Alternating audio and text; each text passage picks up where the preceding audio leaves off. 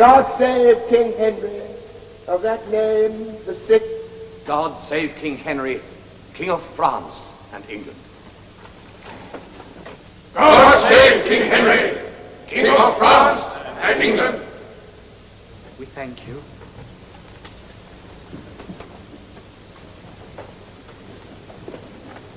Please it your grace to accept the loving homage of two of your most true and mighty subjects, Lord Talbot and the new made Duke of York.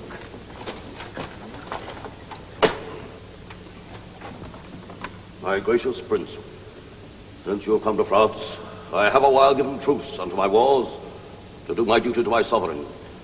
In sign whereof this arm that hath proclaimed to your obedience 50 fortresses, 12 cities, and 7 walled towns of strength, lets fall his sword before your highness' feet, and with submissive loyalty of heart ascribes the glory of his conquests got, first to my God, and next unto your grace. Welcome, brave captain and victorious lord.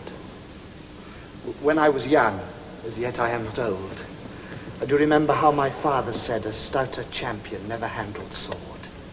Therefore, stand up. And for these good deserts, we here create the Earl of Shrewsbury. Accept thy subjects' thanks for this high honor. Accept thy sovereign's thanks for thy deserving. Please it your grace to ratify this time that further honor is already granted to young Plantagenet. Come hither, Lord. My love and duty to your majesty. My love to Richard. If you will be true, I grant to you your whole inheritance, together with a place in our great council. Stoop then and set your knee against my foot. And rise created princely, Duke of York.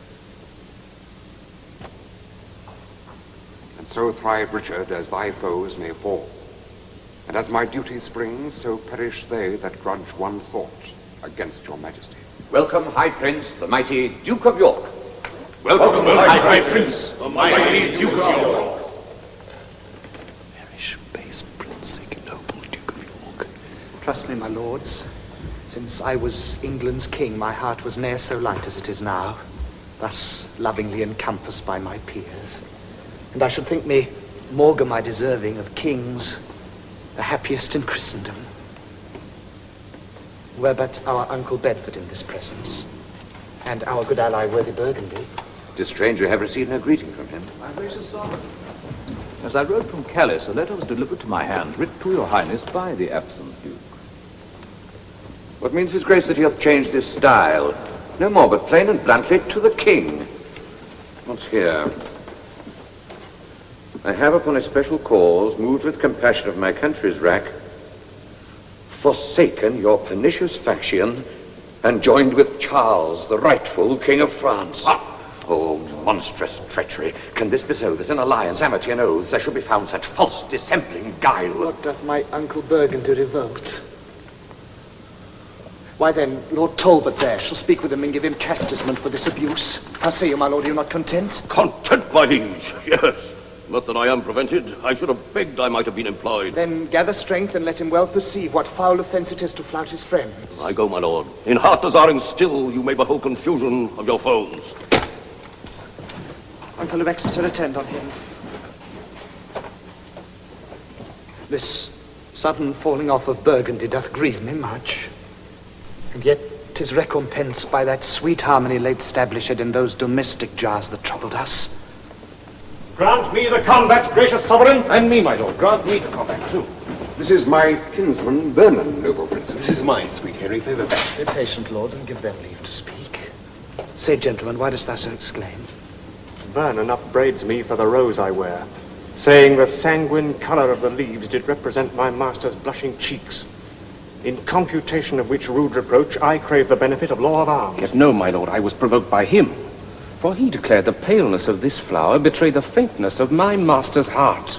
Will not this malice Somerset be left? No private grudge, my lord of York, will out, though ne'er so cunningly you smother it. Good lord, what madness rules in brain-sick men when for so slight and frivolous a cause such factious emulation shall arise. Aye, good my lords, remember where you are, in France amongst a fickle, wavering nation. Well, think upon the conquest of my father, and my tender years.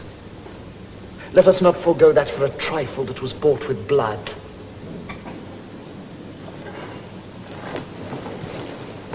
Let me be umpire in this doubtful strife.